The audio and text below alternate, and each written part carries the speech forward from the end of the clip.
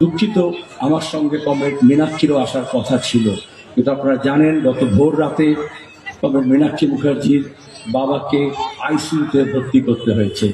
যে মেয়েটি আন্দোলন করে, যে অভয়া মৃতদেহকে আগলে রাখার চেষ্টা করে, পুলিশের সঙ্গে মোকাবিলা করে, যে মহিদুল মির্জার পর যখন লাঠি চলে তখন তাকে বুকে আগলে রাখার চেষ্টা করে, আজকে সে তার বাবাকে হাসপাতালে আগলে রেখেছে, এই জন্য আসতে পারেনি। আমি অনুরোধ করেছিলাম দেবলীনাকে, আপনাদের জন্য আসতে পারেনি বলে দুঃখিত। ওকে আমি বলবো দুটো কথা আপনাদের বলে দিক। আপনারা অনেকেই মীনাক্ষীর কথা শুনতে এসছেন, ওই মাইকে লাগাচ্ছি, যদি শুনতে পারেন তাহলে ভালো হবে। মীনাক্ষী, মীনাক্ষী বলো, আমি মাইকে ধরে দিয়েছি মাইক।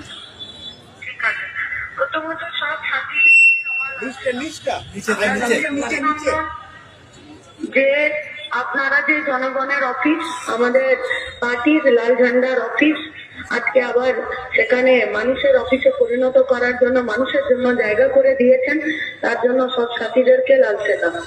সেলিমদা বলেছেন, আপনারা শুনেছেন যে বাবা অসুস্থ, এই মুহূর্তে আইসিইউতে, এখান থেকে আমার বেরোনো সম্ভব হলো না, তার জন্য আমি দুঃখ প্রকাশ করছি।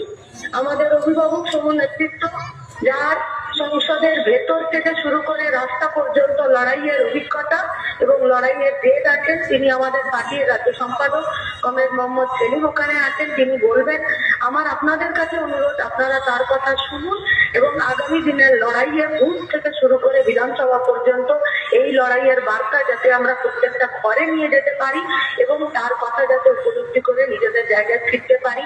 এবং আমার শেষ কথা, আমাদের নেতৃত্ব দেবলীনাদি ওখানে আছেন, সেলিমদা আছেন, আপনারা আমাদের লড়াকু সাথীরা আছেন। সুযোগ পেলে আমি অবশ্যই আবার ফিরে বাঁকুড়া সোনামুখীতে গিয়ে আপনাদের কাছে আমাদের পার্টির কথা ফিরে আপনাদের সাথে আলোচনা করার যে সুযোগ, সেই সুযোগ আমি পেলে অবশ্যই আবার আমি আসবো। আপনাদের সবাইকে লাল সেলাম। ধন্যবাদ।